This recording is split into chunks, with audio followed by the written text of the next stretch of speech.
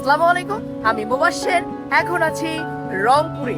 So এমন একটা জায়গায় আছি যে জায়গাটা আপনি নিশ্চয়ই চেনেন।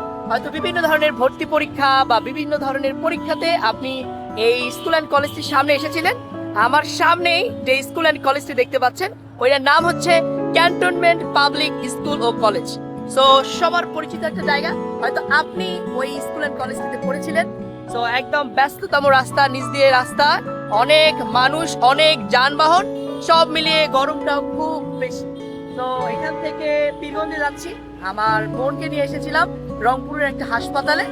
তো গিয়ে দেখি ডাক্তার সেখানে নাই, তার নিকটাত্মীয় একজন মারা গেছে। তো এই জন্য 3 দিন ওই ক্লিনিক বন্ধ থাকবে। তো কি আর করার, তো আশপাশে একটু ঘুরলাম, ঘুরে আবার পীরগঞ্জের দিকে রওনা দিচ্ছি। আর নিচে দেখুন অনেক গাড়ি, অনেক মানুষ। আজকে ব্যবসা গরমটাও বেশি, আমি একদম ঘেমে যাচ্ছি। এতে সামনেই ক্যান্টনমেন্ট পাবলিক স্কুল ও কলেজ।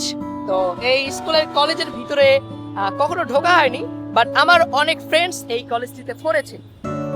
গেটটা সম্ভবত এই আগের যে পুরাতন গেটটা ছিল ওইটা ভেঙে নতুন গেট নির্মাণ করা হয়েছে।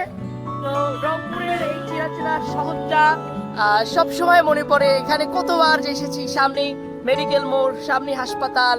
প্রতিদিন রংপুরের যে 8টা জেলা থেকে প্রতিদিন মানুষ এই জায়গাতেই আসে। তো আমাদের রংপুরের মানুষের কাছে এটা অনেক পরিচিত একটা জায়গা। সামনে কারুপণ্য, তার উপরে RAMC, এটা ক্যান্টনমেন্ট স্কুল। আর এই ফুটওভার ব্রিজ দিয়ে হয়তো আপনি অনেকবার হাঁটাহাঁটি করেছেন। আর এখান থেকে রংপুরের ব্যস্ততম জায়গাটা দেখছি, সামনে মেডিকেল মোড়। ওই তো মেডিকেল মোড়, অনেক বাহন। একটা জিনিস আমার খারাপ লেগেছে, রাস্তা ছোট আর সরু রাস্তা এইভাবে গাড়িগুলো পার্ক করে রাখা হয়েছে। এটা আমাদের জনসাধারণের জন্য চলাচলের জন্য খুবই একটা খারাপ, কারণ এই একটা রিস্ক নিয়ে, ঝুঁকি নিয়ে আমাদের চলতে হয়। কারণ গাড়ি এত এত গাড়ি এখানে পার্কিং করে রাখা হয়েছে, এমনি সরু রাস্তা, তার মধ্যে এত এত গাড়ি, আসলে খুব ভয় লাগে। তো যারা কর্তৃপক্ষ আছেন এই বিষয়গুলো দেখবেন, কারণ রংপুরের মতো একটা জায়গায় যদি এরকম ব্যবস্থাপনা হয়, এটা সত্যি মেনে নেওয়া যায় না। তো আমি বাংলাদেশের এক প্রান্ত থেকে আরেক প্রান্তে ছুটছি, সাইকেলে ঘুরছি সারা বাংলাদেশ। বা আজকে সাইকেলে আসিনি, বাসে করে এসেছি। আমার বোনকে হসপিটালে নিয়ে গিয়েছিলাম। আর এখান থেকে এই রংপুরের এই চিরচেনা জায়গাটা একটু রেকর্ড করে রাখলাম। হয়তো এই ভিডিওটা দেখবে এক সময়, তখন হয়তো রংপুর আরো আপডেট হয়ে যাবে, আরো উন্নত হয়ে যাবে।